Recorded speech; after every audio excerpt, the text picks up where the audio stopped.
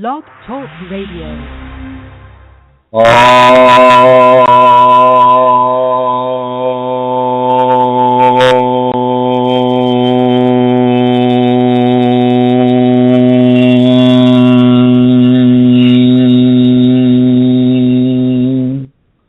Hello everyone, welcome to this conversation about your Kundalini awakening experience. My name is Chrism, and I am happily joined here by Julia Fashji, guest 1433, Phil Karuba, and here in the studio I am joined by... Hi there, it's Brooke. And this is Brooke, and... This is Rosemary. Good afternoon. Rosemary wishes everyone a good afternoon, and so I just want to say welcome everybody to this program. But before I get started, there's something very sacred I have to do. I have to introduce Her Holiness, the Celtic Queen of Questionable Comforts, Amelia Centaur! Woohoo!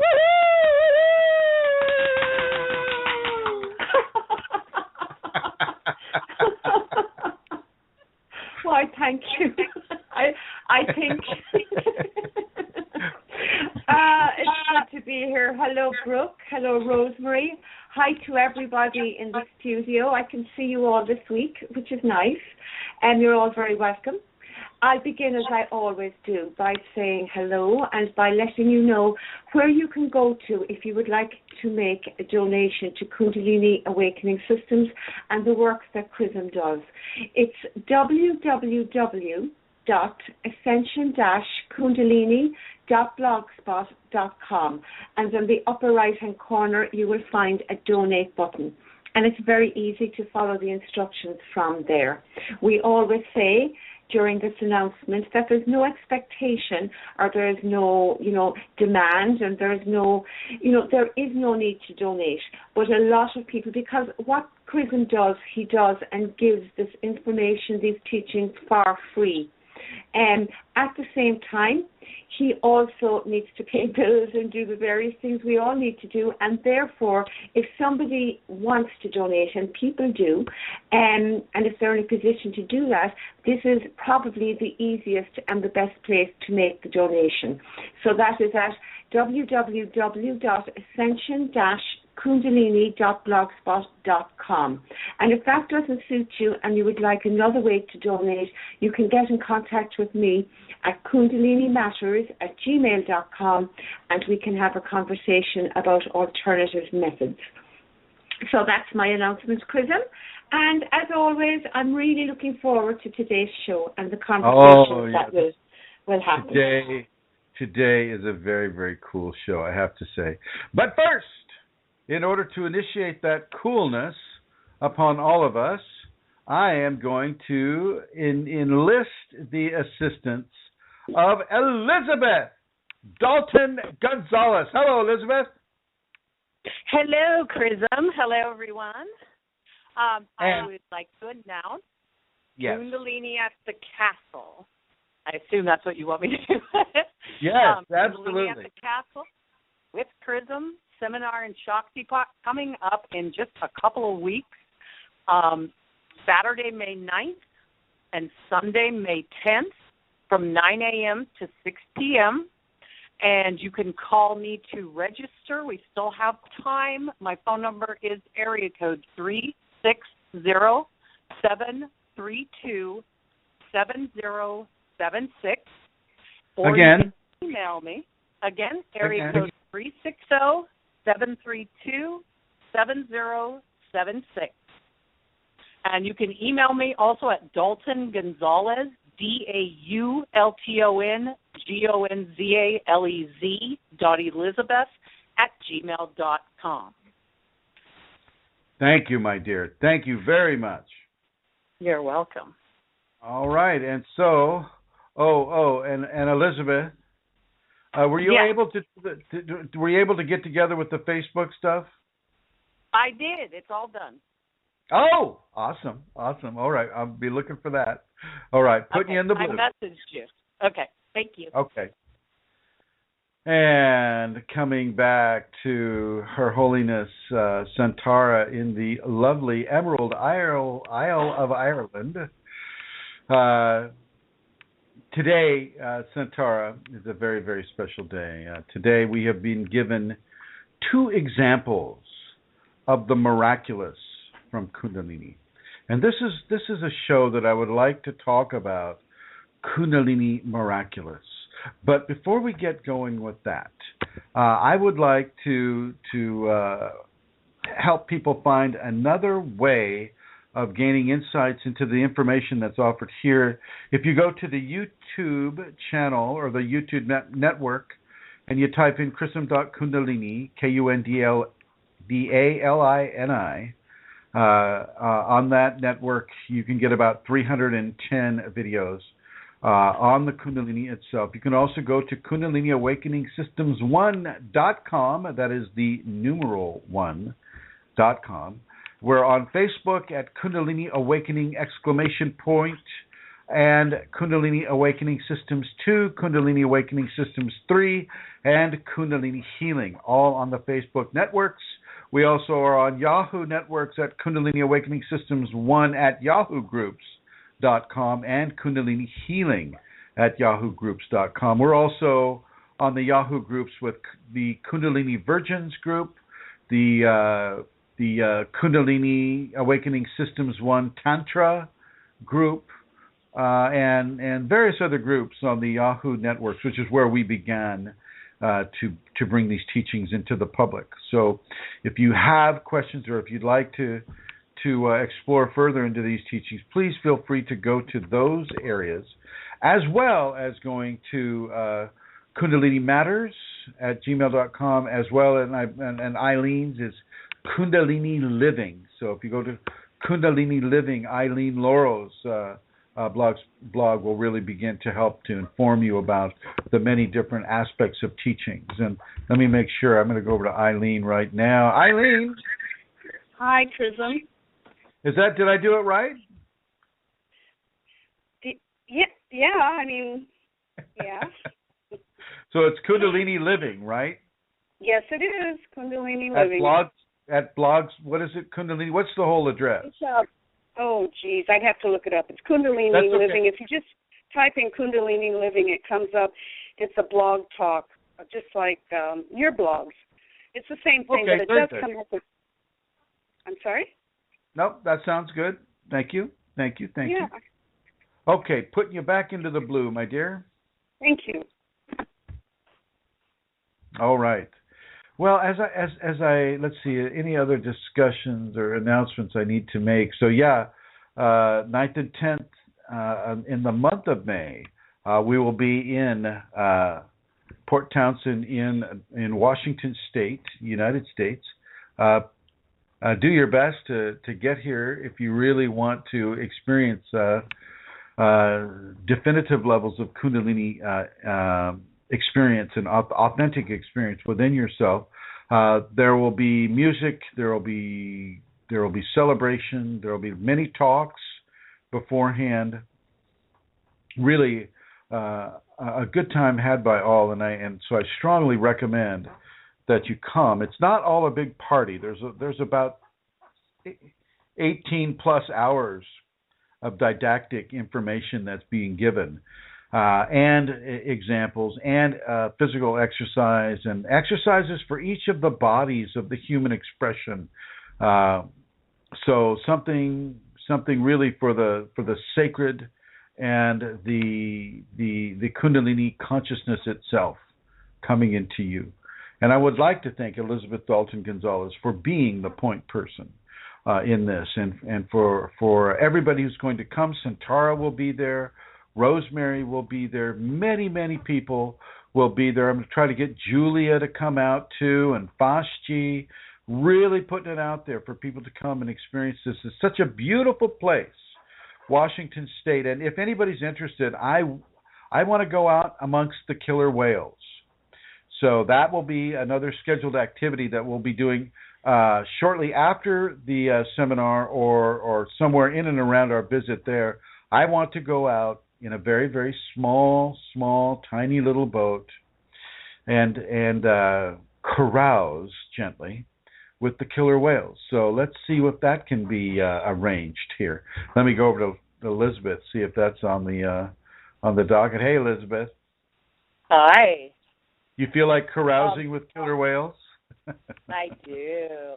And the best place here is to just take the regular ferry over to Friday Harbor, walk on the ferry. There are orcas. Usually they breach right up next to the ferry the whole way. So we can do that, or we can take a small boat. They have orca watching boats, and I can check into that as well. Oh, that would be wonderful. How about just like a little wooden dinghy with maybe a leak somewhere in it? We can, and then rowing it. Well, and Port Townsend has the largest wooden boat festival and wooden boat school here, so we can probably rent, something to do. So something like that. Very good, very good. I know Fashti in particular. Fashti in particular might have an interest in being out there in a leaky little wooden boat where the whales are breaching. I think he has that level of confidence and trust that the Kundalini would bring him through it at all costs. Is that not right, Fashti? Fashti is on the chat room right now. I'm looking at Julia and Elizabeth. Fashti, guest 1433, guest 1444, Mr. Lauren White or Mrs. Lauren White, Bill Karuba, and A.A. Tanya, a new person here. So welcome, Tanya. Okay, let us begin. Today's program is about the miraculous Kundalini. I have experienced this quite a few times in my life, and but today we have special announcements to make that really do tie in with the miraculous Kundalini. And Santara, how long have you been looking for a house? Since October, November, Chrism. See now, Santara and John, her husband, and her 7 children have all been living in her little Honda automobile on the streets of Cork. Is that right? No, not quite. No. We have not, but we have sold our house and we are looking for a new one. And so that's stressful even when you have a house. Prices are increasing and there's a lot of things going on, and you're searching and you go look and it falls through, and there's been a lot of that sort of thing. And I suppose just to continue, there have been a lot of things I could tell you about this, but I'll cut to the chase. I was booked to fly. No, not yet. Not yet. Oh my gosh! Let's not cut to the chase quite yet. I want them to know about that hideous little bungalow that you had put money down on. I want you to tell them about the business place that was like a donation center for homeless people that you were going to live at. Tell them about that. Okay. Well, you see, it's complicated, Chrism, because we had moved from County Kerry to Cork for lots of reasons. I had gone to Kerry in the first place because my Kundalini brought me there, and I had followed that direction, and I had lived there for 4 years, three and a half years. And the time had come to move back to Cork for various reasons, and the Kundalini was behind that as well. And so I was moving back to Cork, and very happily to do it. And I'm after getting a complete blank. You're getting a blank? Yeah, what were we talking about? We're talking about How you the effect of McDonald's French fries on the Kundalini person. No, seriously, we're talking about houses, aren't we? Actually, no. We're talking about whether or not there are really elves in the Irish landscape. Now, there's a topic. I could talk about that. There are. But, so we're after moving back to Cork, and we need to look for a house. And so the very first, and we decide that our daughter is going to go to a mainstream school because my daughter has a disability, but she's going to go to a mainstream school. And then, Chrism, can I just cut all that out? I don't want to talk about it. Go ahead, my dear. I can see it's going to become complicated, and if I may just skip it. Thank you. But the thing is, we found this house that was over a shop, and it was in a commercial area, and I was getting this communication from the Kundalini at the time about moving into an area where there would be something commercial that I was to become involved in. And I kept feeling it was to be a cafe or food, and that I was also to be in a position maybe to do a meeting area to do with my massage, to do with Kundalini. I wasn't sure. I would get just these sensations and feeling that this is... So when this house came up, I was immediately pulled to it. Now, it was in very bad condition. I needed a huge amount of work, but I was very drawn to it. So we went and we looked at it, and we did bid on it, and we did not get it. And then there was another house that we also did some work in. Now, Chrism didn't like any of them. And there was very good reason why you wouldn't. But the whole time that we were looking at the houses, I would be getting these messages or communications, nothing definite. It's very hard for me sometimes to explain how the Kundalini communicates, because sometimes it's crystal clear. And when it's crystal clear, it's crystal clear. But sometimes it isn't. It's like a compulsion to do something, and I know it's from the Kundalini, but I don't have an understanding of why I'm to do this. And those houses were very like that. And so for the first time, I had no interest in looking at anything commercial or looking at anything that was sort of residential. I had no interest, but I had this compulsion that we were to look at it. And it had pulled us away from an area of the city that we were looking at. When that fell through, this 3-bedroomed bungalow that is actually up near the school where my daughter is now going to go, which is a special school, I was very much pulled to this, and it was good value, and it was detached, and we were looking at that. But the whole time that house, that we were looking at that house, this thing about the other one that had fallen through kept coming into my mind, and I was wondering, is it that we're going to get that house eventually or what? And there was something underlying about this other one that wasn't right. It wasn't for us, even though it ticked an awful lot of the boxes from an ego, logistical reasons. So anyway, eventually, last week, I knew that this house wasn't for us. So myself and John decided that we would let it go.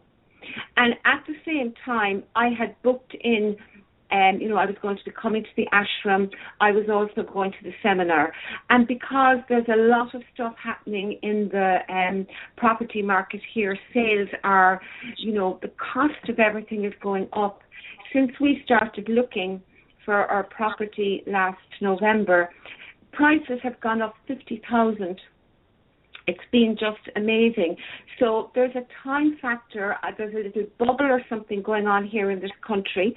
And so I was faced with the fact that there was no way that I could come to the seminar. There was no way that I could come away from what was going on in my family and give 5 weeks away from that and leave John and the family here and not look at houses.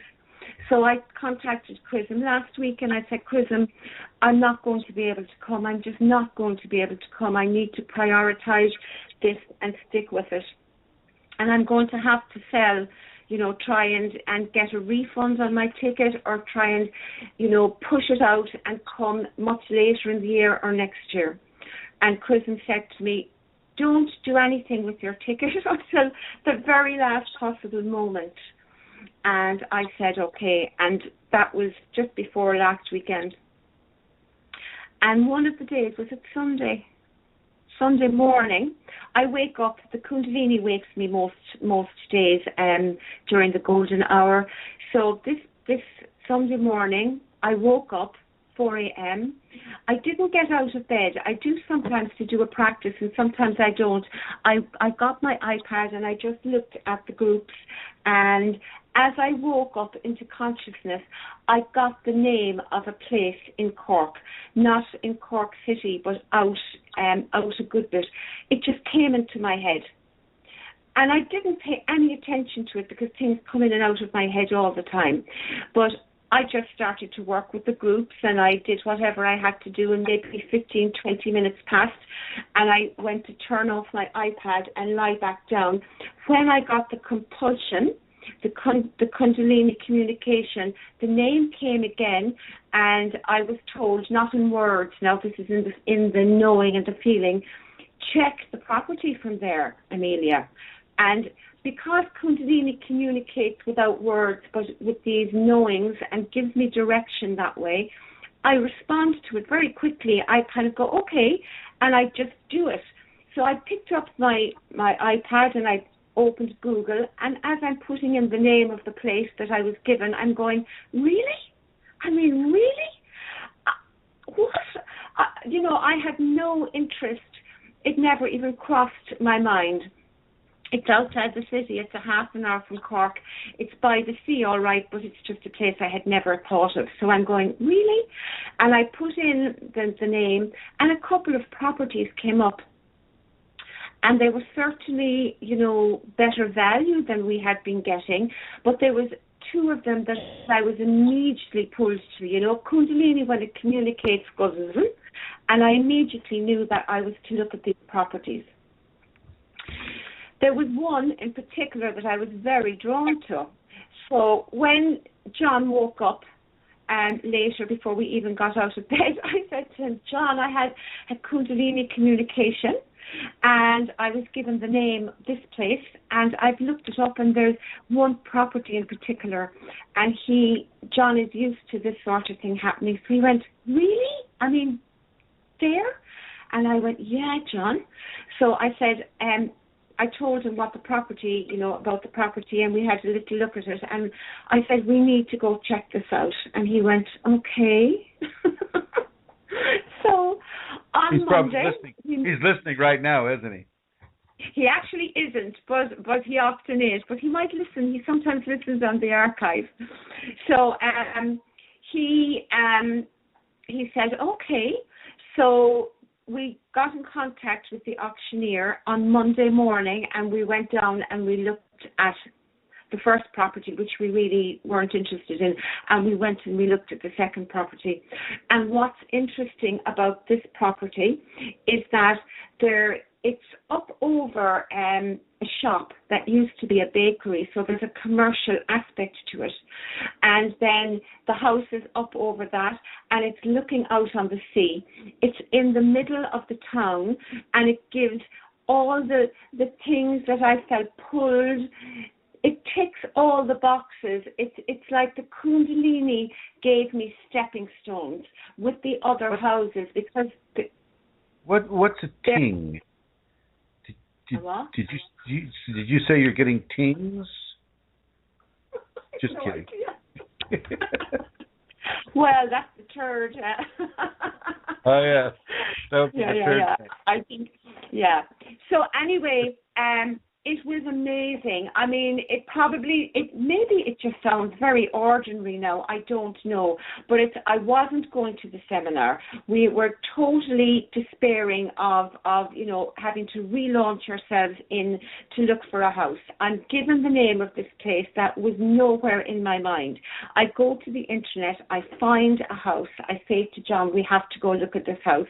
And we go, because I was told to go, without really any expectations, and we connect with the house for all kinds of reasons. And I can see immediately once I'm there that there have been stepping stones, because the Kundalini moved me away from where we had been looking to this, we'll call it the charity shop place, across the city. Then it moved me up to another part of the city, and then further out again. And all the things that I had thought about that original house are present in this one. But it is amazing because the commute is it fits everything, Chrism. My son can get a little train, 20 minutes to school, and it's amazing. It's just amazing. So we made an offer, and the first offer was turned down, but the second offer, we went to look at the house again then yesterday, and the second offer was accepted. And so in 2 days,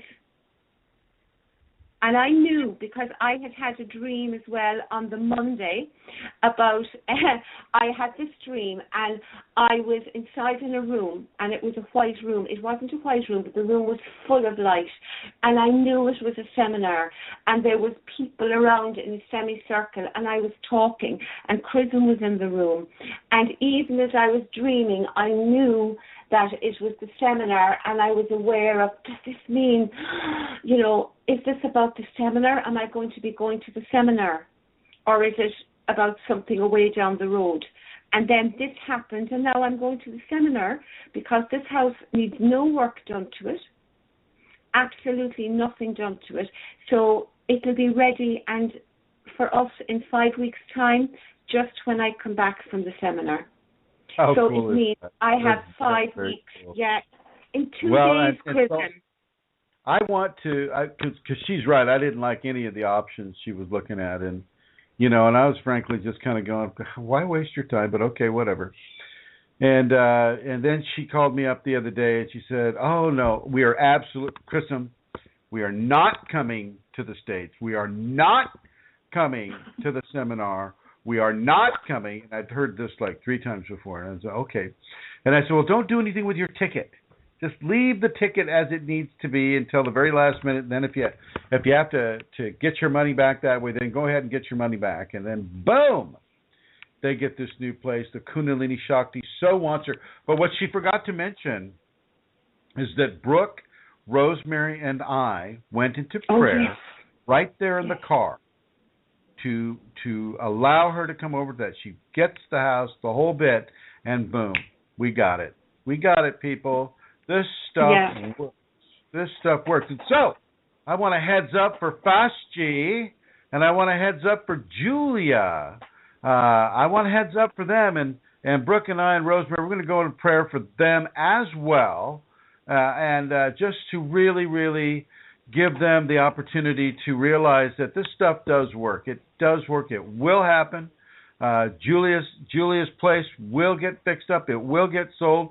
The things that she has coming to her will occur. Okay?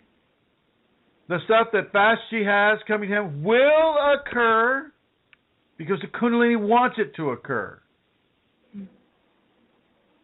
But you got to get out of the way. You got to step out of the way. You got to let your doubts step out of the way. And we're not done with these amazing stories, Julia. We have an amazing story to tell today. Today. This happened how many hours ago? An hour ago. This happened about an hour ago. Okay. Now Brooke is in a very difficult position. The Kundalini's put her in a very, very difficult spot. It put her into a 3 days of bliss, or it was 3, but it was a little bit longer. A little bit longer than 3 days of bliss, and it downloaded a lot of information into her. Basically, and some of the gist of that information was that it was directing her to come out to the ashram where she is right now, sitting right to my right. She needed to come out. She needed to work on devotion. She needed to give her life into the Kundalini equation. And so she paid attention. She paid attention to a great deal. She's out here. She's learning. She's progressing. And I got to tell you, folks, she is progressing. She's showing definite signs of progress. And one of the definite signs of progress is that she's moving to Santa Rosa. And so we went out house hunting today. I had to stand in line to do my taxes. This in the States right now. This is the big, last day of taxes, and so of course, I'm holding out to the very end. And So instead of standing in that line, since I have till like 5 o'clock PST to do that, I said, well, let's just go look at the house. Let's go look at the places that you decided to go to. And so, what was the name of this place? Sunburst, right? So she's going to Sunburst, which always reminds me of the Kundalini anyway. So we go to Sunburst, we park the car, Rosemary hangs out in the car, and Brooke and I go in to see this place. And, we're looking at it, we're going, wow, this is the nicest place on the block. This place is clean, it's organized, it's, they're taking care of the landscaping, they got a clean swimming pool. I mean, how many apartment complexes can say, we've got a clean swimming pool?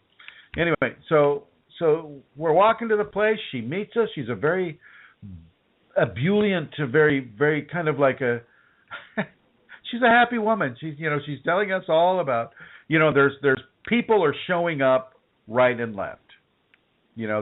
All of a sudden her little manager's office gets filled up with people, and so she leads us all out. We go over to the place that she's renting, and we look at it.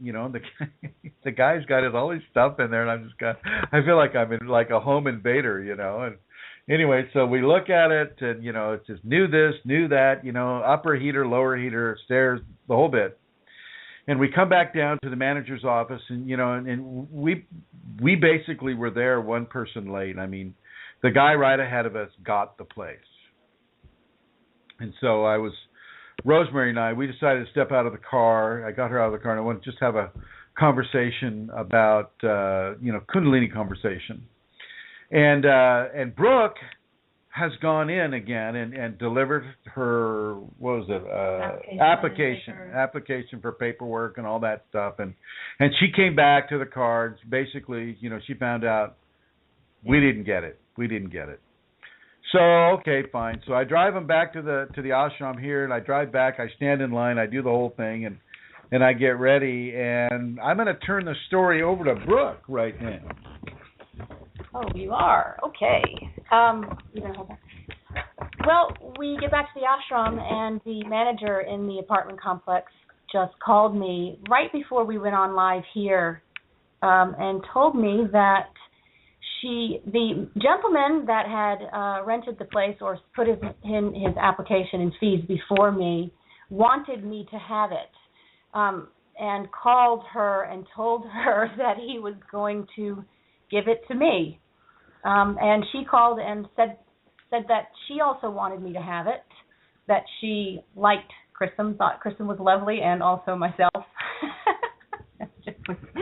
So there you have it, folks. I mean, this does not happen in Sonoma County. Sonoma County is a resort county. I mean, what she's going to do with it. And she's going to, and Brooke has a pet that, that's like, these kinds of pets aren't accepted in this county, and so this woman's going to work with her on the pet. But this stuff doesn't happen. I have never once heard of this happening in this county at all. And I've been the person that rents out the place. Okay, this is amazing stuff. And Marky, I see you're posting it here, and I see that's okay. We'll answer some of your questions, Marky Sparks. This is a person on the chat group. But wow. So all of a sudden, the Kundalini is reaching out for Brooke to continue her progress, to continue the work that she started when she bought the plane ticket out here in the first place. So this is very, very interesting stuff, and a lot of what's been coming up for Brooke and for Rosemary are levels of surrender. What does it mean to surrender your life to the Kundalini? What does it mean to give your attention, your body, your mind, your emotions into the Kundalini? What does that mean? To trust, to have faith, Kundalini's effect on the body. I typically tell people, well, you don't really need to have a lot of faith in that because you feel it. You don't have to go, I hope that I'll be able to feel the gargantuan kriya that it, I promise you'll feel it. You will know it beyond a shadow of a doubt. You will know that you are having a Kundalini kriya when you have them. But the miraculous of the Kundalini, until it really jumps right into your face. You know, you're just kind of looking at that. I mean, I'm going to go ahead and reiterate a little bit about what Brooke experienced before she came out here. I had one Skype session with her, I think. One Skype session. And then I was with Rosemary and Josephine. We were out to Mount Shasta. So weeks went by.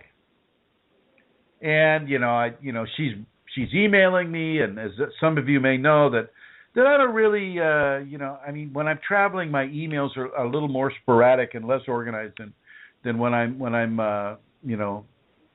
here at the ashram. As Julia and Amelia and many of the people that have traveled with me know that we spend most of the day driving across Arizona, or driving across California, driving somewhere, and so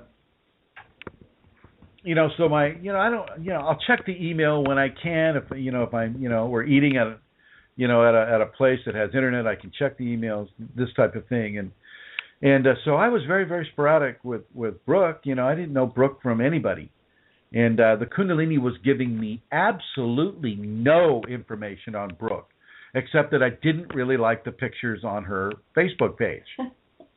And I'm just kind of going, oh God, there's like trouble on the hoof right there. I'm just like going, I don't know about that. And so I'm just putting it offside. She wrote me another email that I kind of read, but I sent her a happy face. And then one day I'm here, I'm finished with my traveling. I'm back here. I see that she's online. I see that I'm online. I go, okay, let's Skype. Can you Skype now? And there's a 3-hour difference between California and Pennsylvania. And so she just said, yeah. So we did a Skype session.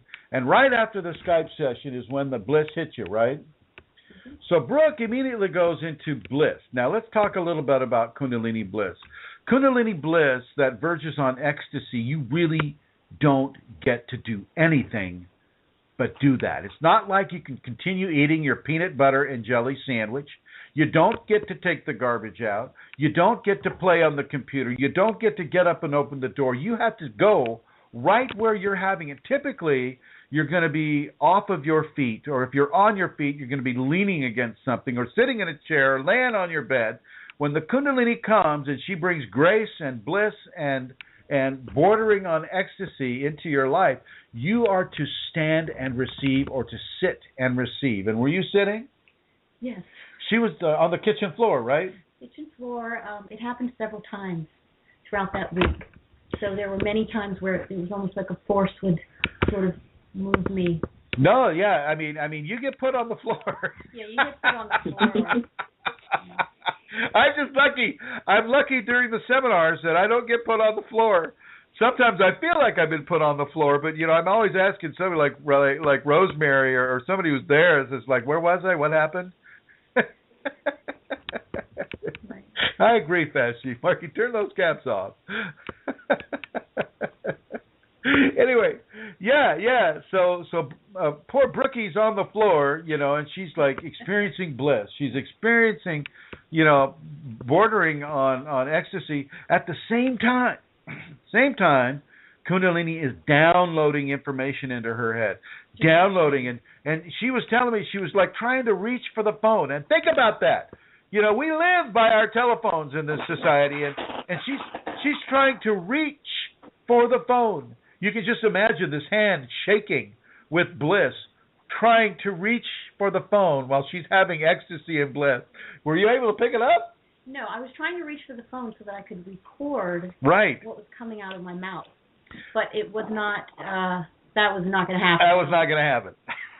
But I was receiving a lot of direction and instruction, it felt like, at the same time the bliss was occurring. She received a lot of instruction and a lot of...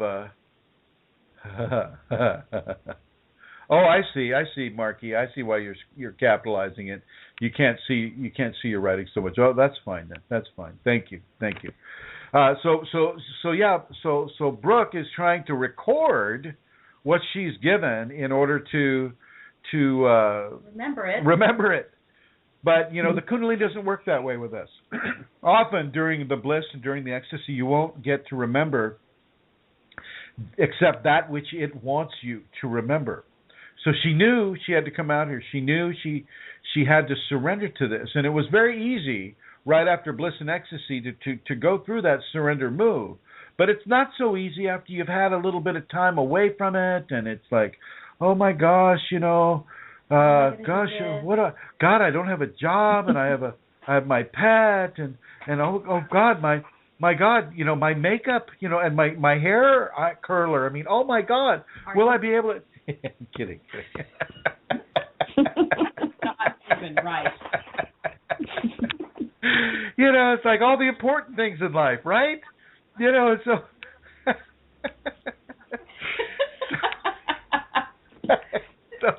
so she's struggling with it, struggling. She says she comes into my face, she comes right in my face. She says, "You think I'm doing the right thing?" You did not. And I'm going, you got to trust your Kundalini. You got to trust your process. And I really want to put that out there, especially for folks who may have something on the line. It's just like, you got to trust what is happening. Trust this process. Trust the Kundalini, even and especially when it takes you out of your comfort zones, when it takes you out of your complacency, when it takes you out of what you've grown to become expected of. You expect to have a job. You expect to have a bank account. You expect to have a car. You expect to have a roof over your head. You expect to have everything that we have in life, we expect to have in life. Everything.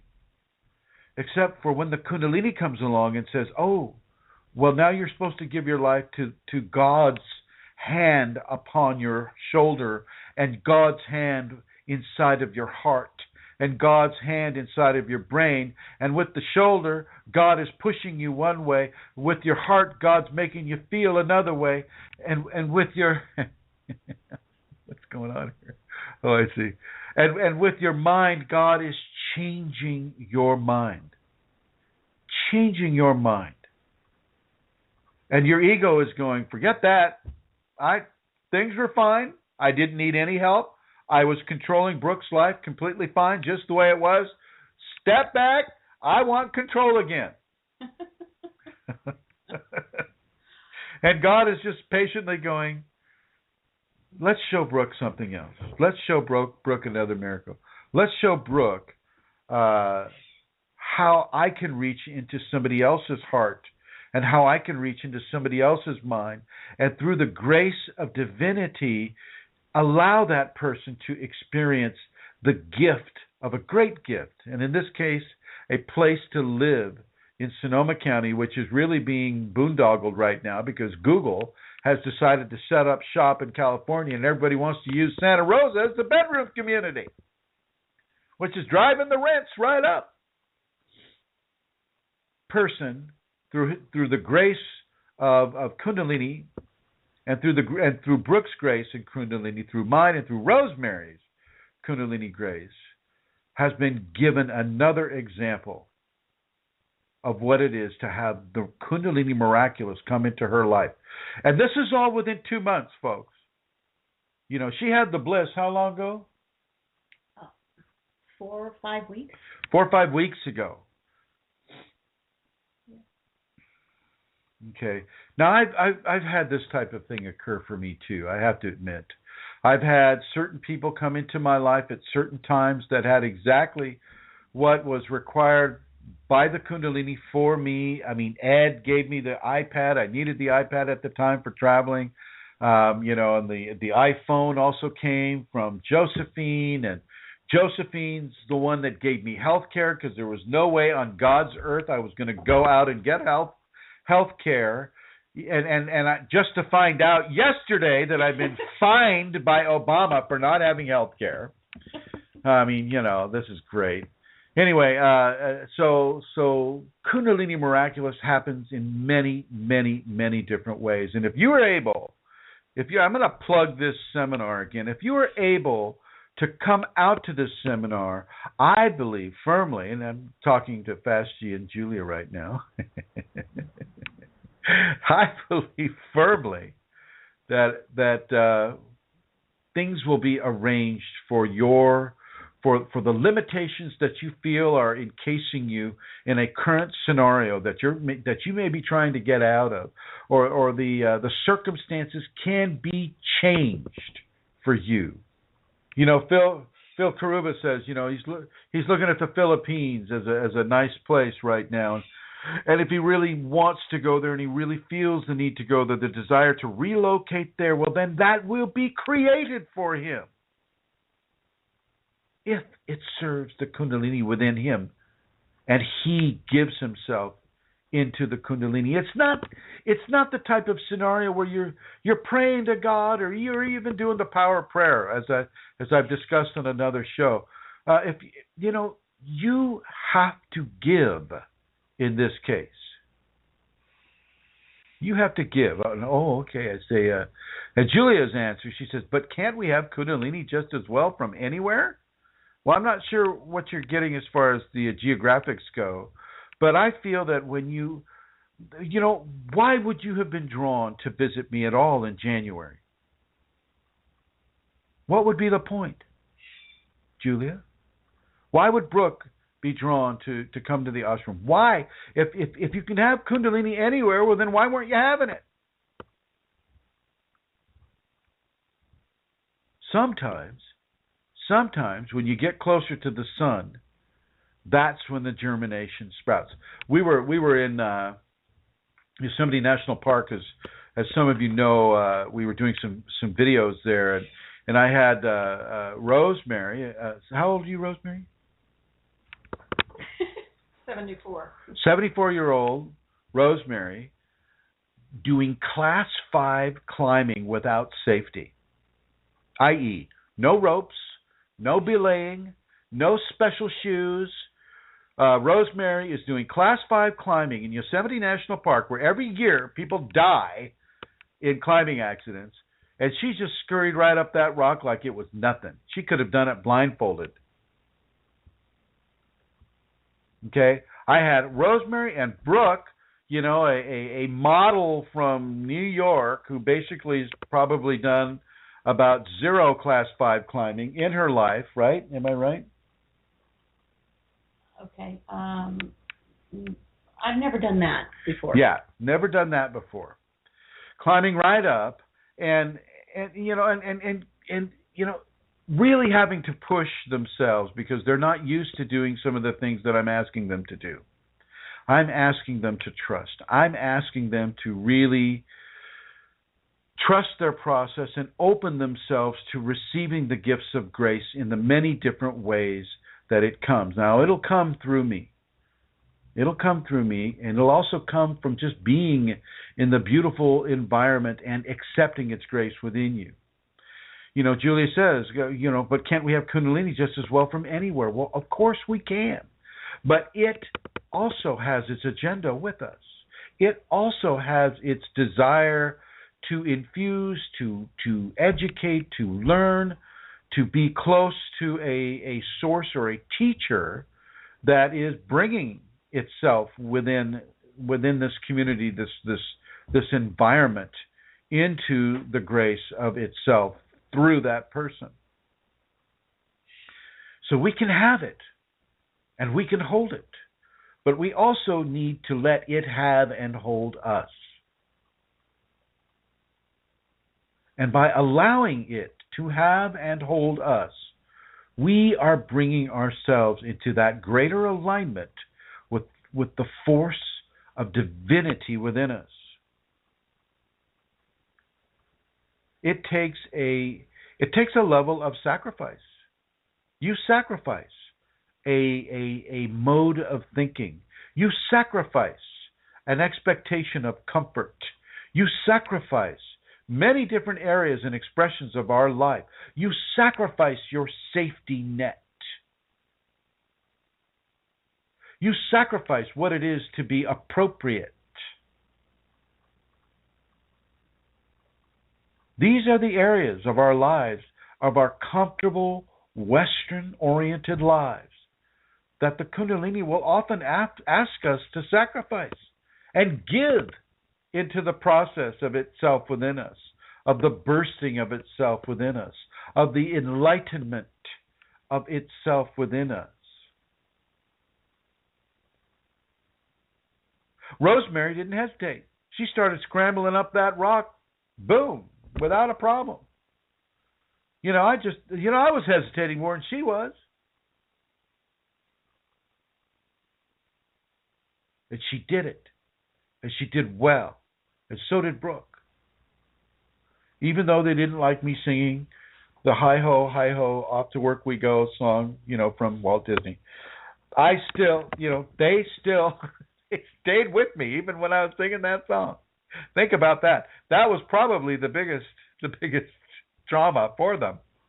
That made me want to jump.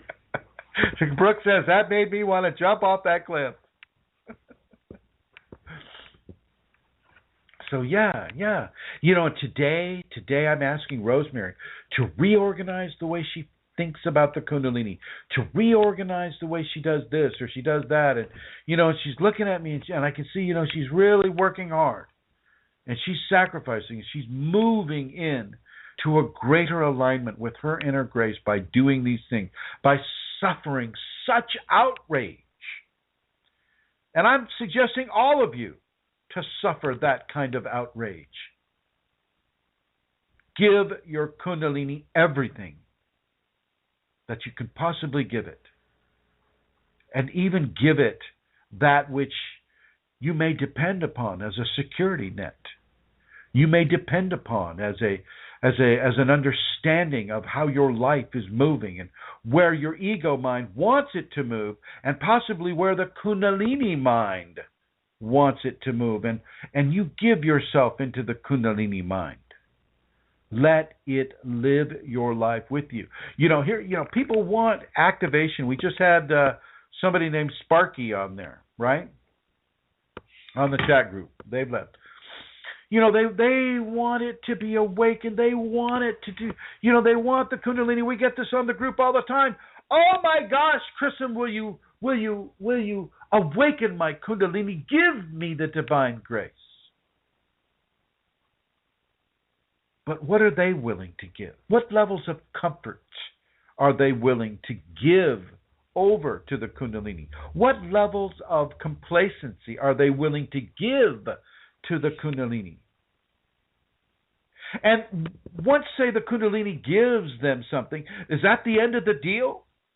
Is the deal over now? Okay, I asked for it, you gave it to me, I sacrificed this, we're fine, we're done. Is that what's going on? Is it like a poker game? Okay, I won that hand. What happens next?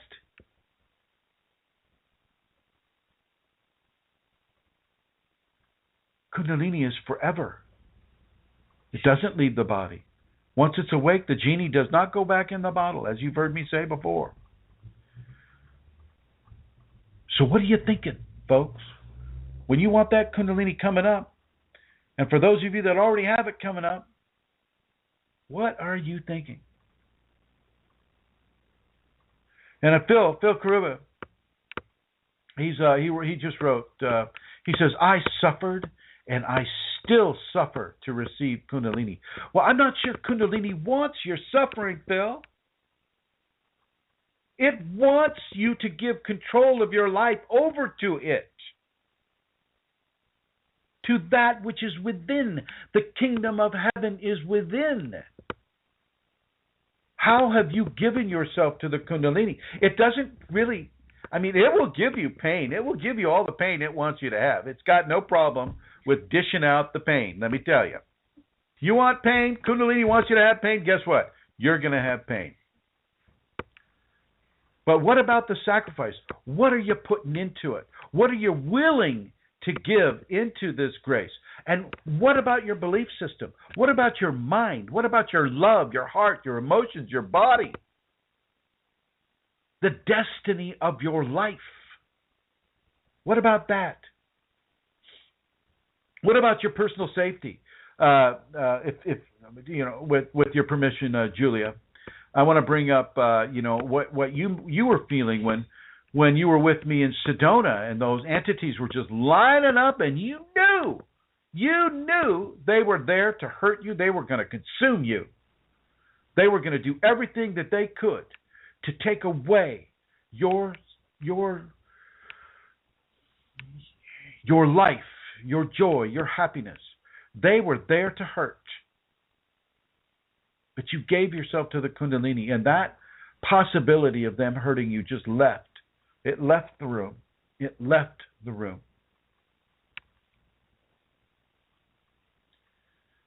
Brooke has been feeling all kinds of trauma this week. Oh my God, I only got this much time left here, and I don't have a job, I don't have money, I don't have this, I don't have that, and you're asking me to stay, and the Kundalini's asking me to stay. Was it WTF?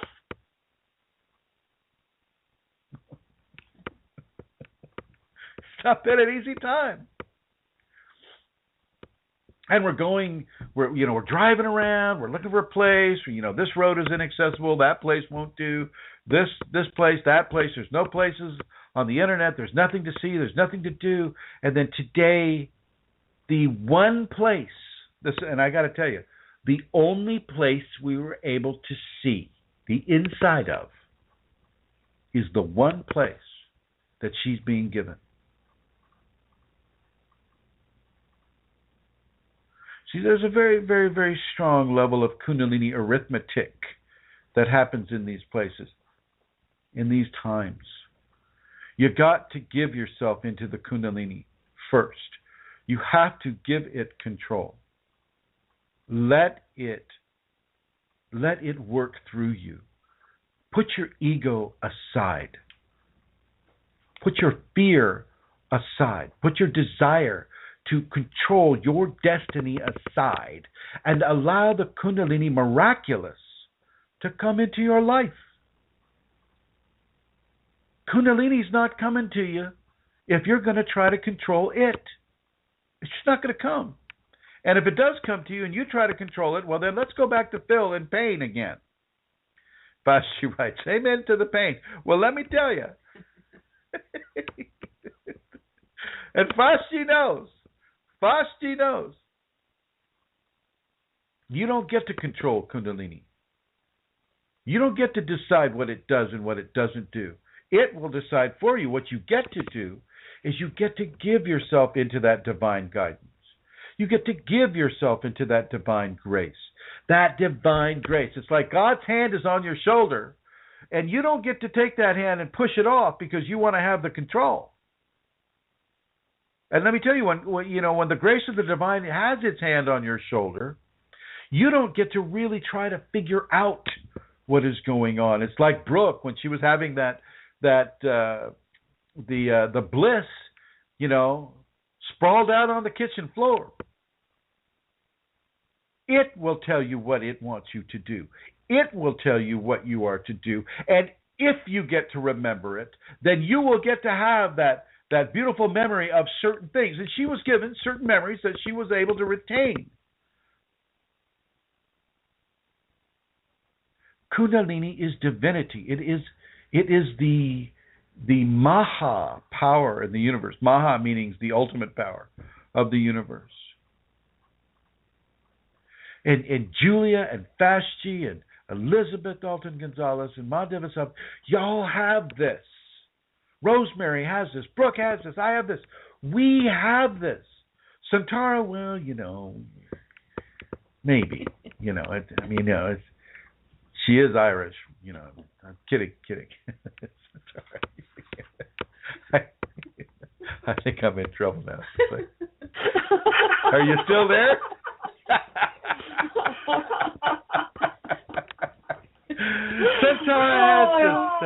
Santara, put you in the blue, dear. You're still there. You're probably sitting on the toilet.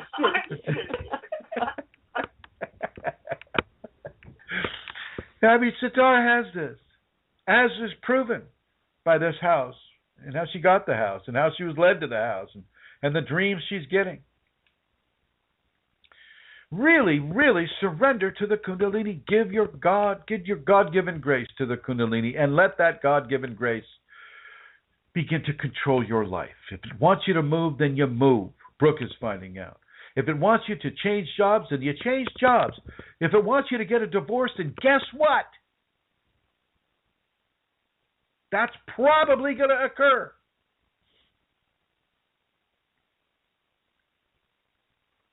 Nobody ever said Kundalini was easy. Nobody ever said that you could boss Kundalini around.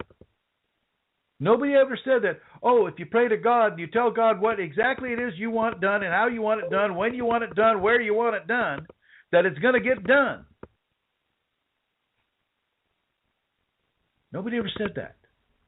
And if they do say it, I would say politely walk away. Kundalini tells us in many, many different ways, many, many different forms, how it wants us to be, what it wants us to be, what it wants us to do, where, when, how, and why.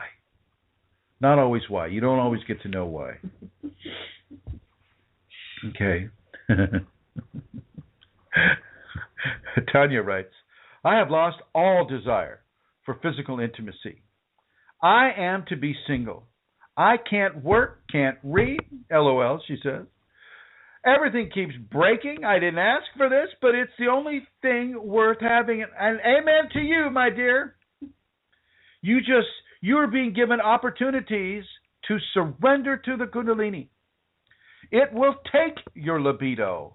It will take it and it will use it for your transformation. You don't always get to have your libido. Think about that, folks. You don't get to have your libido. You don't get to have the dietary interests that you've had before. You don't get to have the hobbies that you've had before, maybe the friends that you've had before, the spouse that you've had. Kundalini takes charge in every area of our lives. And the best thing that you can do, as Tanya is finding out, is to obey the Kundalini. Give yourself to the Kundalini. And she writes, it's the only thing worth having. And let's be bold enough to say what it is. It's called enlightenment. And enlightenment is the only thing worth having. It is the raison d'être of why we are here. We live life after life after life after life after life, refining ourselves to the point that we can have and hold the divine grace within us and still have a physical body. That's worth having. We are that new species, Homo luminous, Homo kundalinius. We are the divine grace. We are the semi-divine race that is emerging on this planet. And it's just time to recognize it. And to give yourself into that grace. Begin to reformat your hard drive. How you think, how you act, what you do, what you don't do, how you feel, how you don't feel. Let Kundalini begin to do that. And make sure it's the Kundalini. Because there are plenty of discarnate entities out there that are willing to do the job, if you're so indiscriminate about what you're doing. You be very, very, very careful. You don't go to some Ouija board and go, oh, Kundalini, come to me. No, you don't do that. You don't go to somebody that's putting a spell on people or an astrologer saying this or that. Because Kundalini takes you right out of astrology. Astrology is just it's a map of lives that we use to refine ourselves towards grace. It's not the end-all, be-all. It's the same with religion. Rosemary and I were having this big conversation about religion today. Religion is just one of the tools that grace uses to bring us into this level of enlightenment. It is not the end-all, be-all. It is just a stairway that we have to walk up to. And when we open the door that is on the end of that stairway, that upper end of the stairway, we open the door into enlightenment. As she is doing, and Brooke is doing, and Amelia is doing, and everybody who, a lot of the people I see on this chat room right here, they are awakened people. They are awake. Enlightenment is happening to them right now. If you're able to see them, you can see the halos around their head. They are examples of Kundalini Miraculous. Forget about the house. Forget about the car. Forget about status. Forget about power and position. embrace the enlightenment that is happening through the Kundalini, just as Tanya said. Blessings to you, Tanya. Phil Karuba says, yes, Tanya, I agree, but mine came at such a high price. There is no price high enough, Phil. What is enlightenment worth? What monetary value can be associated with semi-divinity? There is no price. Priceless. It is beyond monetary value. There is no measurement within a monetary valuation that one can give divinity, semi or full.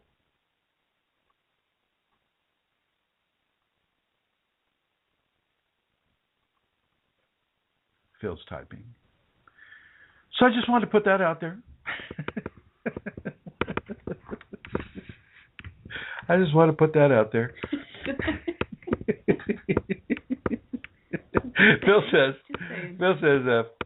Tanya says, Phil, I don't know what you have lost, but if it could be lost, it wasn't worth having. Whoa, there's some wisdom. There's some good wisdom. Nice going, Tanya. And I'm sure Phil's going to have a comeback to that. But anyway, I'm going to bring Her Holiness, Queen Santara, back. Make sure you flush. Make sure you flush. You know, don't leave that.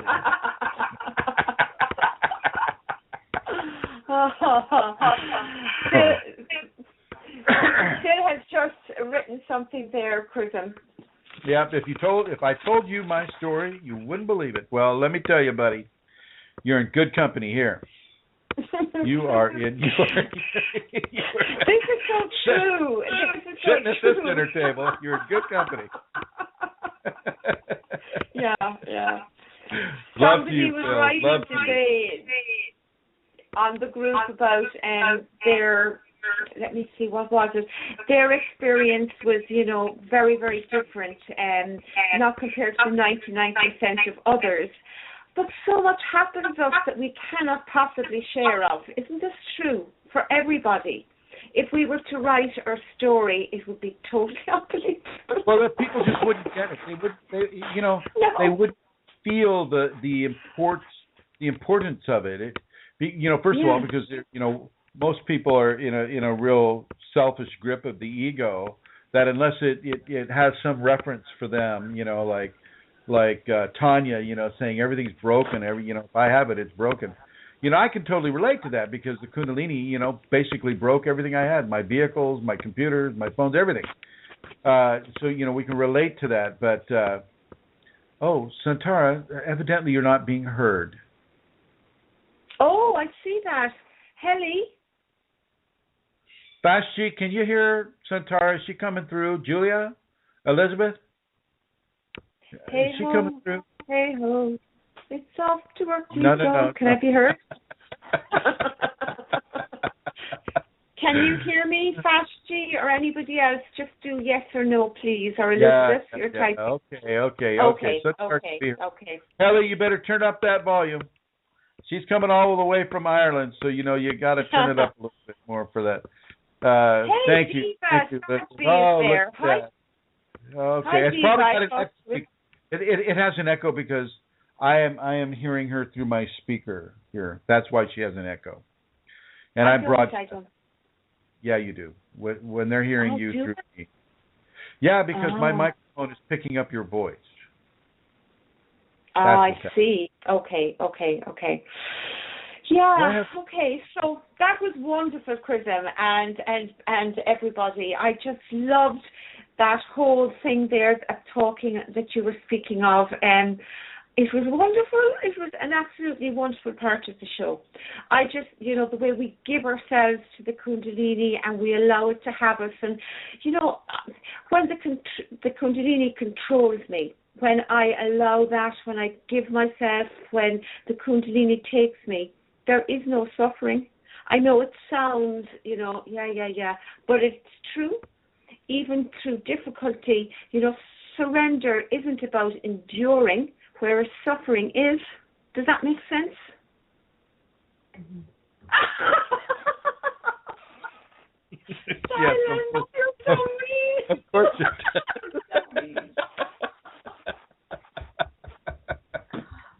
Of course it makes sense. I was drinking my tea. I had to swallow. Yeah.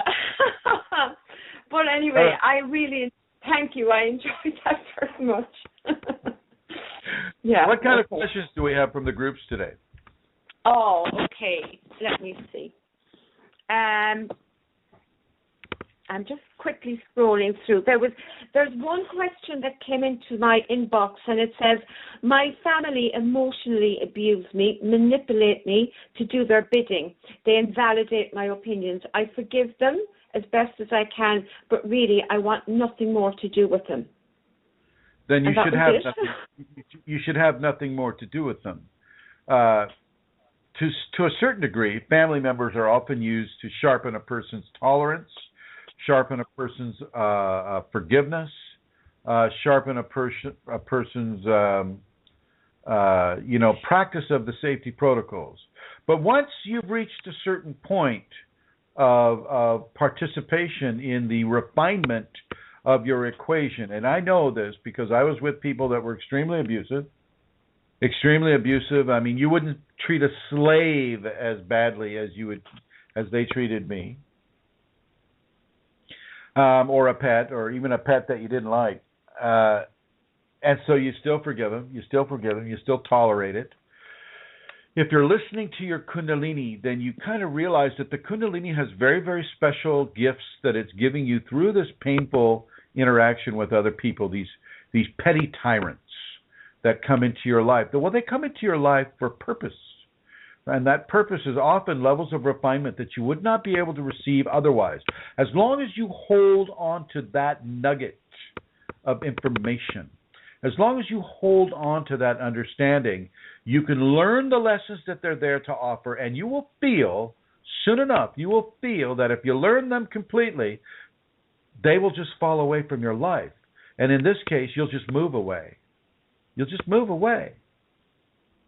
But make sure that you continue your forgiveness, you continue your tolerance, and you continue to honor yourself and the Kundalini that's within you. And you will receive the intuition, or you will receive, like Brooke, you'll be given an exit door. You'll be given an exit door. It'll just suddenly appear, and I'll suggest you take it. Okay, thank you, Chrism. There was a question today on the group about DNA, and I'm going to read it as it was written down because it comes up periodically. It says, my DNA too is activated. Oh, Lordy. Does it mean, I know, but it is something that comes up, so maybe you'd address it, Chrism. My DNA is activated. The question she's asking is, does it mean that one can experience Kundalini Kriya smoothly? But people refer to DNA in this way in lots of different ways, See, Brooke is going to the bathroom during this question here. I'm just like, that's how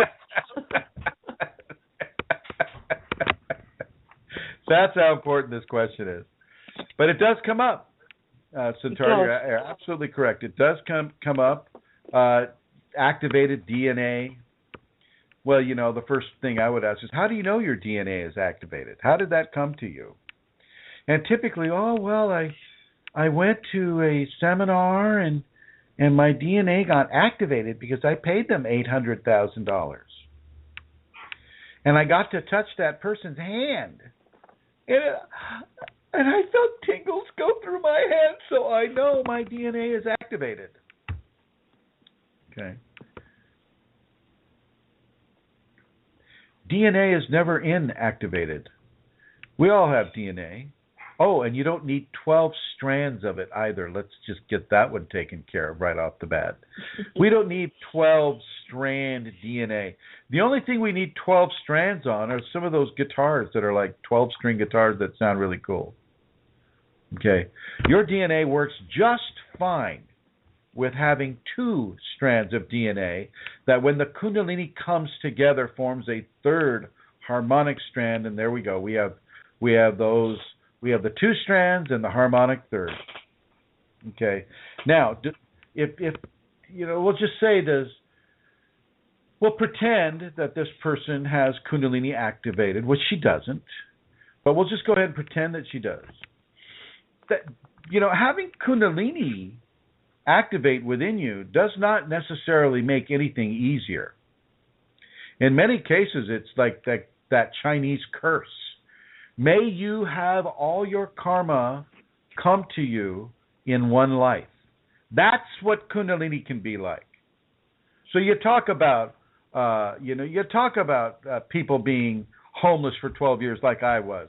You talk about Brooke having a dog bite her in the face and rip off her lips. And you talk about people going through fragmentations. You talk about the real difficult areas of Kundalini activity within a person. You talk about that. And then you ask that person, if you could give them just a simulacrum of what they were, of what, say, Brooke experienced, or what I experienced, or what other people that have had Kundalini fragmentation experience, just a tiny little bit of that pain, as Phil brought up. Let them have a taste of that pain, and then we'll ask them if they, if their DNA is activated. Okay. There is no such thing, in my opinion, of, within the New Age context, I should say. I find this whole 12-strand DNA and activated DNA kind of a false face in the presence of grace. And I know that rhymes, and I did not try to make that rhyme, but it's a false face in the presence of grace, because it does not have actual veracity within an enlightenment context, certainly not within the Kundalini context. And I believe it's in the Kundalini context that this person was asking the question. That's it. Yes. Sorry. Yes. Oh. Okay. Okay. Scrolling up. Yeah, the questions were interesting this week, and that they, Okay, so there was a question about hair. Now, I know we have spoken about hair before, and you've addressed this on the group, but we get new listeners all the time, Chrism. What you're saying is that we've been hair before? We have. Sorry. Yes. So, does anyone know, the question was, does anyone know any natural way to grow hair fast and strong? And then there was a conversation happened on the group about hair and not cutting hair and that. Would you briefly address that issue about hair and why we would let our hair grow? The length of the hair, Kundalini likes long hair. It likes men to have beards. It likes women to have hair down to the coccyx or the tailbone. Kundalini, hair is a tube that carries radiance. It carries, the Kundalini follows it through the hair. If you look at the 1,000-petaled lotus at the top of the crown, the seventh chakra, the crown, a lot of those petals of the divine lotus have a strand of hair attached to it. Now, what happened to Western human that gave them the idea that the hair ever needed to be cut? I don't know. Maybe it just got too burdensome to clean. I don't know. But the Kundalini follows the hair with its radiance, and so you don't cut your hair. Now, I know I hear this from the girls a lot. Oh, my God, I get split ends. Oh, we do. I get split ends, Chrism. What am I going to do? I can't go through life with a split end. So, yeah, you can cut your split ends, because I understand that they will damage the strand of hair. The split will just go right on up, and I get it.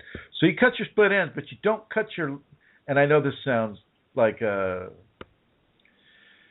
don't cut your hair to make it short. You let your hair grow as long as you can possibly grow it. But if you have to take care of the split ends, then fine. cut that 1/4 inch or whatever it is, typically. Brooke, what is it? No. Rosemary, what? Yeah, they're not cutting. They don't got split ends because they, but yeah, you let your hair grow. Men, if you can have a job where you can have a full beard, you do this because once again, the Kundalini radiance follows the flow of the hair follicle. Does this mean that you grow your leg hair? No. Does this mean that you grow your armpit hair? No. Does this mean that you grow your pubic hair? Well, yes, to some degree. Yeah, it does. Okay. I'm not opposed to the whole Brazilian thing. That's painful. You talk about pain, Phil. Talk to some of those girls that have had that Brazilian thing going on with the wax. Oh yeah, that's a little pain there. But moving right along, as yes. You let the hair grow. And how do you grow strong hair? Well, if you have a good multivitamin. You have a good multivitamin. You take a good amount of vitamin C, and you take both of those with food. You keep your selenium up. Selenium no less than 100 mcgs every other day. Zinc no less than 100 milligrams, every other day. You keep your, if you're taking amino acids, take your L-cysteine.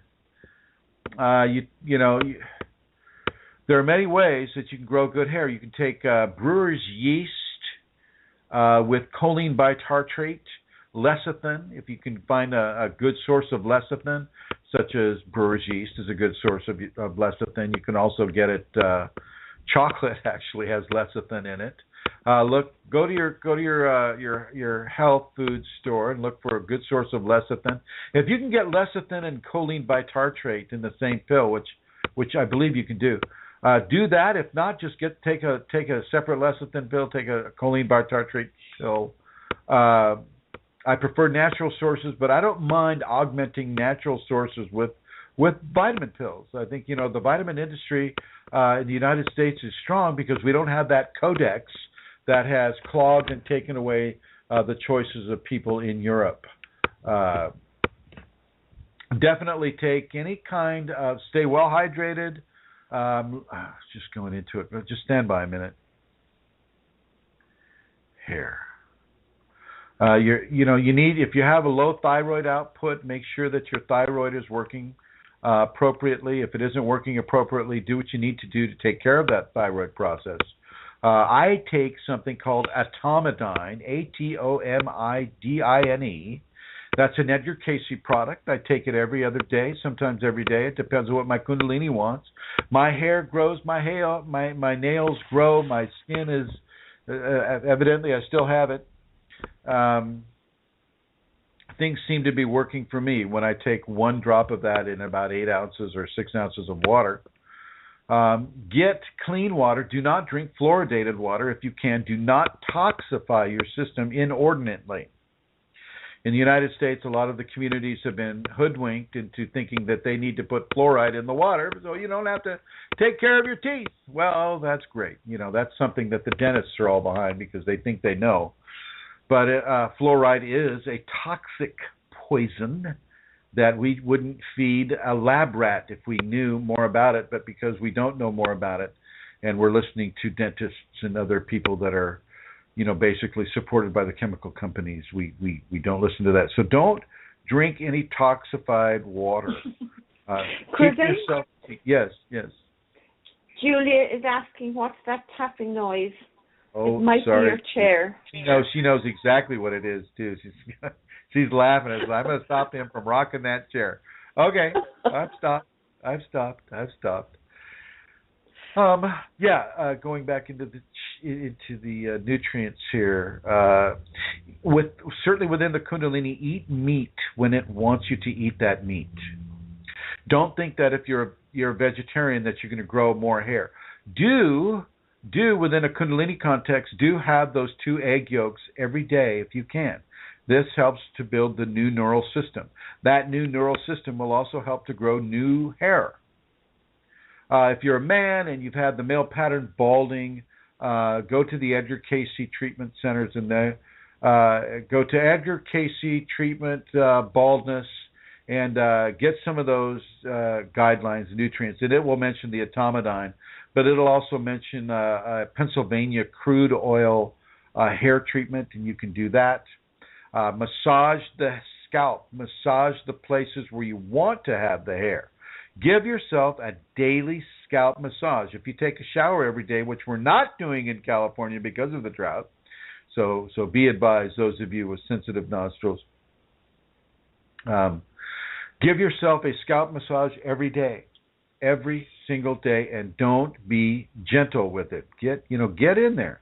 Give yourself that scalp massage, and make sure that your thyroid is working well. Make sure that you're taking the vitamins and nutrients that you need, and those that I've stated right now, in conjunction with getting lots of exercise.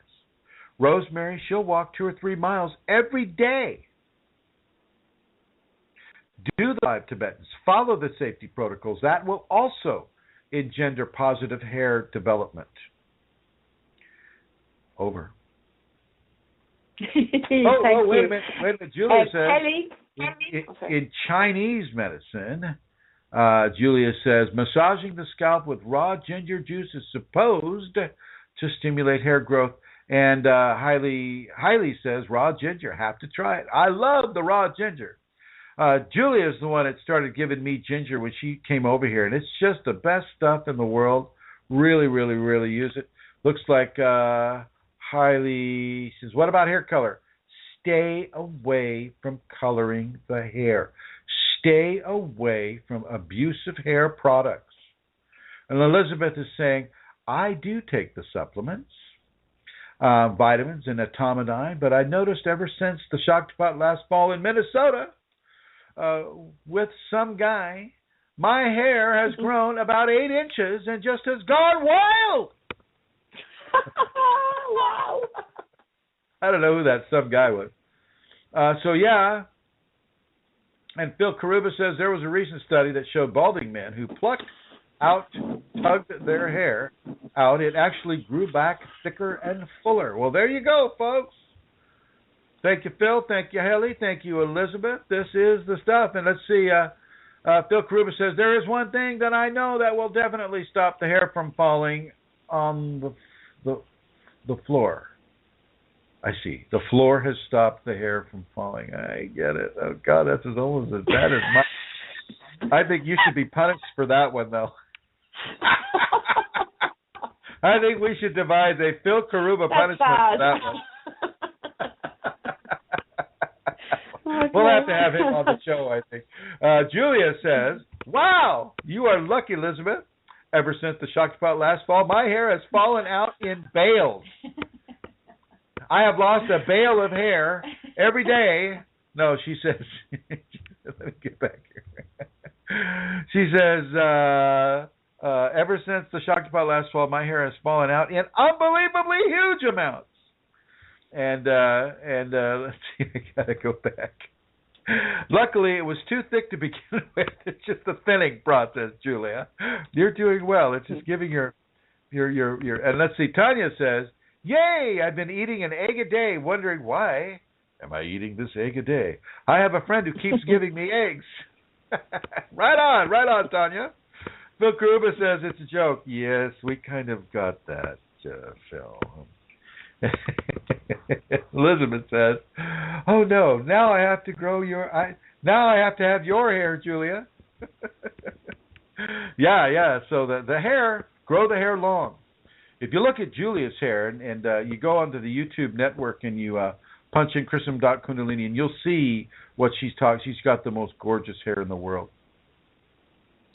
Seriously long, seriously beautiful in color. Seriously thick. I mean, oh my gosh, you could make ropes out of Julia's hair, but it would be the most beautiful ropes in the world. Beautiful, beautiful, beautiful. So yeah, grow your hair long.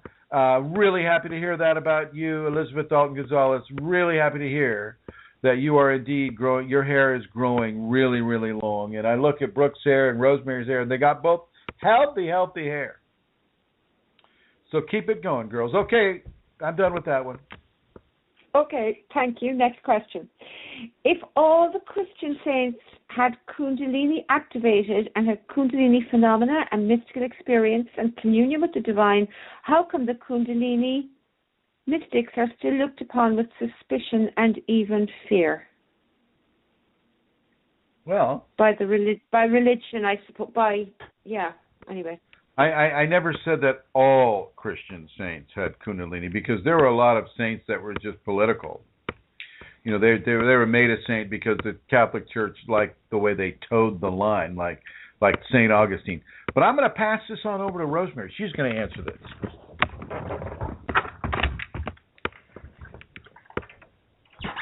This is something Chrism and I have been talking about today, and it is really not so clear in my mind, and I guess this is to help me reach some clarity. One of the things that I was telling people this past year when I would show the Kundalini film, I would encourage them to see it in light of what they already know, which is, to me, God's presence in them and guiding them in their life, and that it would come together for them in the appropriate way. And I see God's presence and Kundalini blending. I don't know how to distinguish them.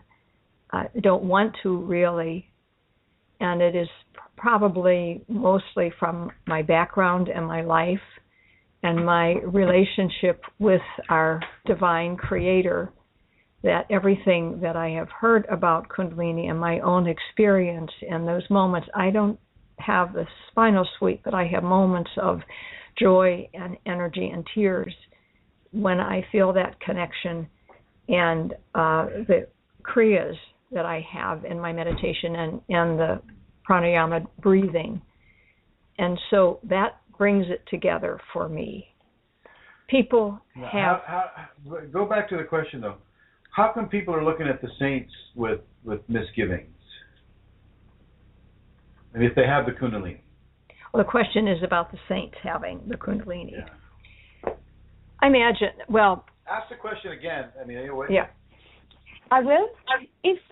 If all the Christian saints had Kundalini activated and had Kundalini phenomena and mystical experiences and communion with the divine, how come the mystics, the Kundalini and mystics, are still looked upon with suspicion and even fear? Thank you. That clarifies it in my mind. It also, not only with fear, but they are often perceived as diabolical. There are terrible treatment that the holy mystics, in at least I know my background of the Christian faith, have been terribly mistreated, and it may only be years after their death that things become clear. And it is not any fault or on the Kundalini's presence or fault, but on the lack of understanding that people don't. It's an understanding that's lacking of what Kundalini is, and the failure, strong word, or say the lack of appropriate teaching within religion itself. Religion maybe has become far more important in our life, and what Chrism said earlier about being maybe a ladder, but it's not the whole thing. It's just a practice. It's an external thing. And this deeper presence and active divine presence within us is what it's to lead to. And from my history, and the majority of the world, well, no, it's not the majority of the world, but the Christian world has been external practice and more manipulation after the first few centuries. And that doesn't lead to Kundalini. Its surrender to Kunalini is what gets us there, but it's not through the practice of external practices. And I don't know if that's clear, but I'm thinking that, and even our own lives, I'm sure there are many people Kundalini active who would clearly tell you how little they are understood and accepted by family and friends and colleagues if family and friends and colleagues knew the whole story. People just don't get it. They're locked into what they think God is, who God is, and where God is present in our lives. And before I went to Chrism's seminar and received that activation and continued as his student, I still wouldn't have this from my religion, what I have now. I think that was a fantastic explanation, actually. Wonderful. Thank you. Yeah, thank you, Rosemary. Right. Well, from the mouth of a saint. From the mouth of a saint. And so here's the deal. And then Phil Karuba is writing, there is the good side and the dark side of the Kundalini.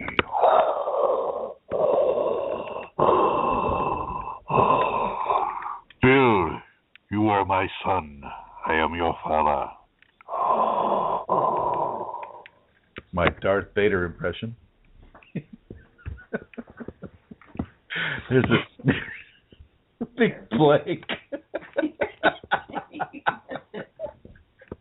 Did you hear my Darth Vader, Centaur? I did.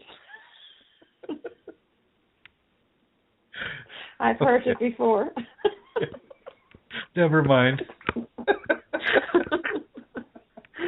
But isn't that an interesting point, though? The good side and the dark side of the Kundalini, as the Kundalini is perceived to have a good side and a dark side. Is that worth discussing? Phil says I'm a Jedi. So here's the deal. Let's look at the saints and the mystics, though. Let's look at what they could do. For Saint Teresa of Avila, when she was praying in chapels, there are documents stating that fires would break out in the chapel. She was levitating. She had to have other sisters sit near her to hold her to the bench. That scares the heck out of people. Somebody who could talk to the animals like St. Francis of Assisi, that scares the heck out of people. So, of course, they're going to be frightened by people who can do what 99% of the other people can't do. By their fruits shall you know them. And if you don't know any of their fruit, but you're looking at their activities, that can be scary. That would be of the devil. Satanic this, satanic that. Somebody's dreaming about Kundalini snakes, and they're a Christian mystic like Saint Philip of Neri, who could lift his bed with his mind. That's going to scare the heck out of people. Torquemada's going to come knocking on your door and say, "Oh, I think you need to be burned at the stake, boy."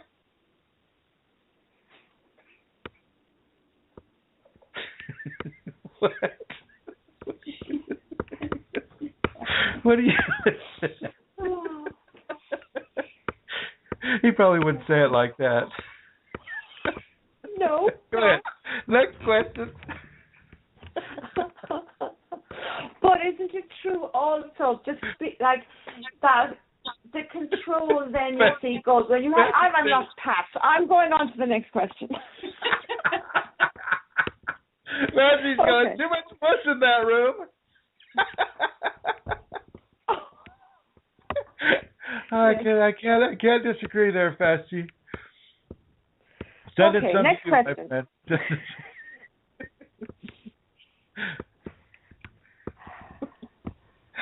Go ahead. Get your composure. I dare you to better read it right now. Go ahead. Does Kundalini is Kundalini limited only to human? Or is it also for aliens? For who? Aliens. And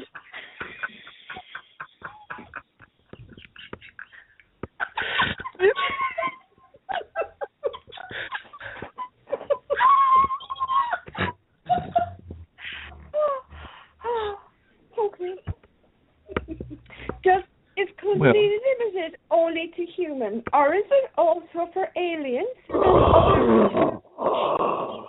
Including animals?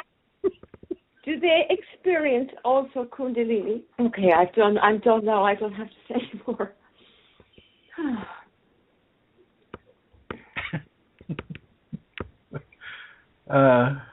Aliens can use the Kundalini, and there are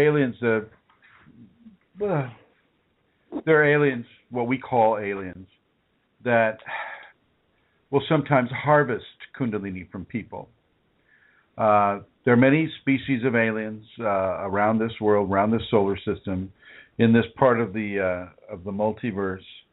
Some are from our current time space. Some are from a dimensional fold. People are very special in the fact that we can go from zero to divinity in a very specific level of time. And a lot of species are somewhat jealous of that. Not real happy on it. They think they can use the Kundalini to do a certain thing. They think that they can harvest the Kundalini. I know that a man in Peru, he has kind of a big following now in Los Angeles, where he takes people down to Peru, where an alien ship, came to him and activated his Kundalini. You go down to John of God, that's all ET there. And I love John of God. I love what they do. They do good work down there, but that is all ET. And until lately, they weren't afraid to admit it. Until lately, they had a big, huge picture on the wall with Jesus standing right in front of the biggest alien spaceship you could have ever seen. And the employees there are constantly saying, yeah, we see them. They just fly into the side of the mountain and disappear. So it's like Talos at the base of Mount Shasta. Well, evidently there's another big town under the ground, under John of God. A lot of people come to John of God. What? You're tapping. You're walking. Oh, sorry. My bad. Tanya asked a question. She says, I have a question. When I was meditating the other day, I saw my cousin's daughter getting hurt. She was in a fight. I have seen her for years. She's not in my mind. It was very clear. I wondered if I should do anything or say anything to anyone. If you feel called, Tanya, if you feel pulled to do that, then send her a note. Send her a note that maybe she doesn't want to get in any fights in the near future.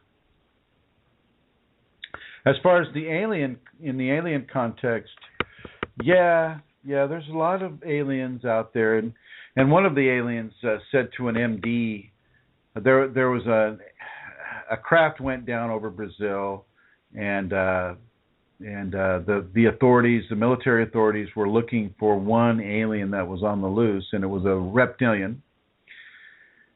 And it was a benevolent reptilian, however, and an MD found the reptilian, and the reptilian supposedly telepathically communicated to the MD, medical doctor, that the reptilian said something along these lines. He says, if you only knew the amazing scope of the power that you have being a human being, you are 1,000,000 times stronger than you know and more powerful than you know. And it's only your innocence and your ignorance that keeps you in check. So there you have it, folks. And frankly, that's the Kundalini he's talking about. We have the ability to manipulate stars. We have the ability to stop time. We have the ability to do so many amazing things that I can't even put words to it. We are vastly powerful. But, we got to get this ego thing into control. And, of course, that's what our society does to us.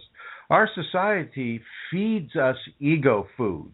It feeds us ego food so that we aren't able to remember who we are or how we are, what we are. And a lot of those aliens really, they want that. They want that because they like to harvest us and to use us for whatever end. They just, because they don't have the Kundalini themselves, they harvest us to try to use our Kundalini for whatever purpose they have. for the most part, they're not successful. But, for another part, through their own immense ego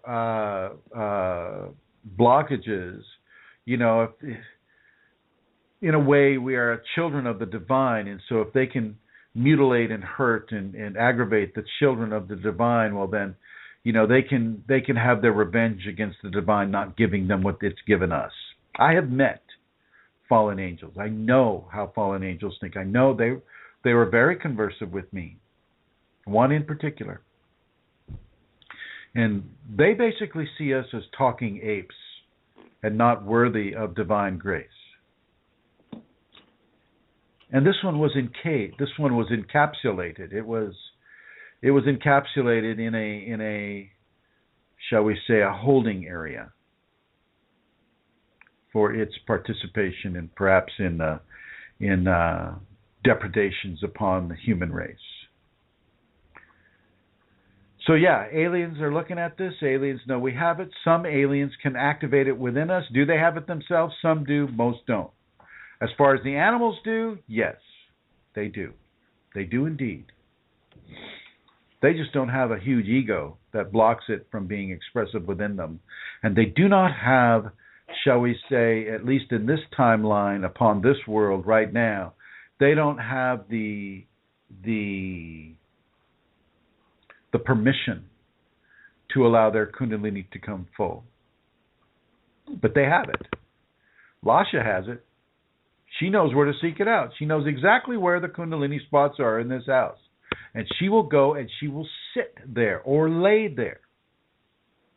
She lays on Brooke's bed, on Rosemary's bed, my bed. She sits in my chair. This is her chair as far as she's concerned. Butterflies, birds, insects, animals, serpents, lizards, they all come to Kundalini people. St. Francis of Assisi was not telling, these are not fables about him. He had Kundalini, and so the critters liked him. That's how it works. Because they recognize Kundalini, they recognize it as a source of the divine. They are attracted to it because it helps in their development and their individual evolution. Over. Can you clarify something about that, Chrism? I can understand, aliens taking revenge on the divine by doing horrible things to a human, but I'm not quite understanding that an alien could use Kundalini or actually harvest Kundalini, have power over the Kundalini. Am I misunderstanding that? Or no. It's a shady area. If you read any, typically what they would do, they would torture the human to such a degree that the Kundalini awakens within the person. And then they try to use any skill sets that come naturally to the human through the awakening of the divine to work certain patterns of energetic equation that they have in mind. It's not a pretty thing at all. They're still trying to get it right. They don't recognize the consciousness of divinity, and so they're only getting a portion of the game. But they're trying to use the portion that they do get to further their own agenda. Okay, thank you. Have I done? Am I finished? Oh, there's another one.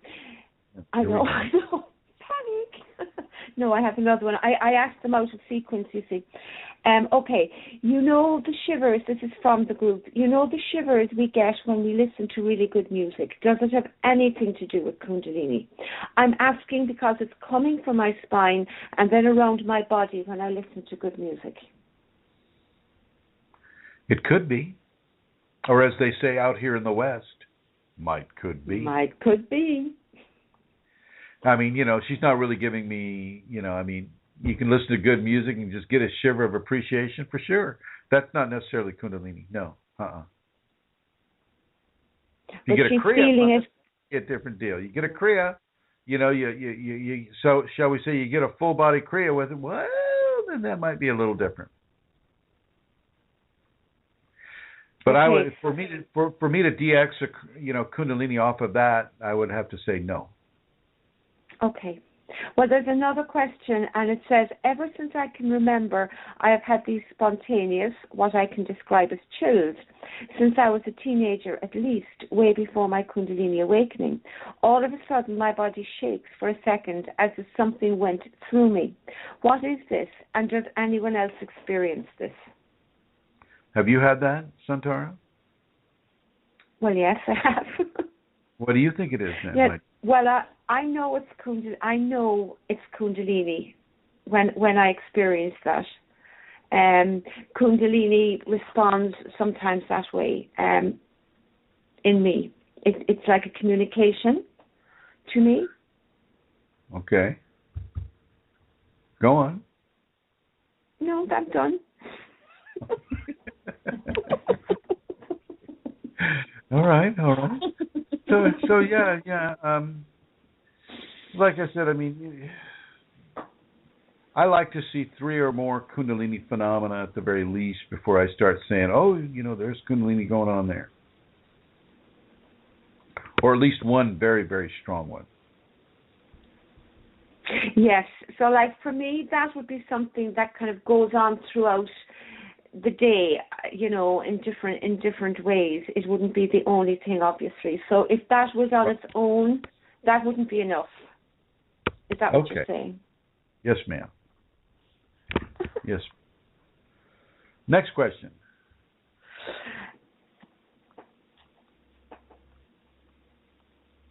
Uh-oh. That's it?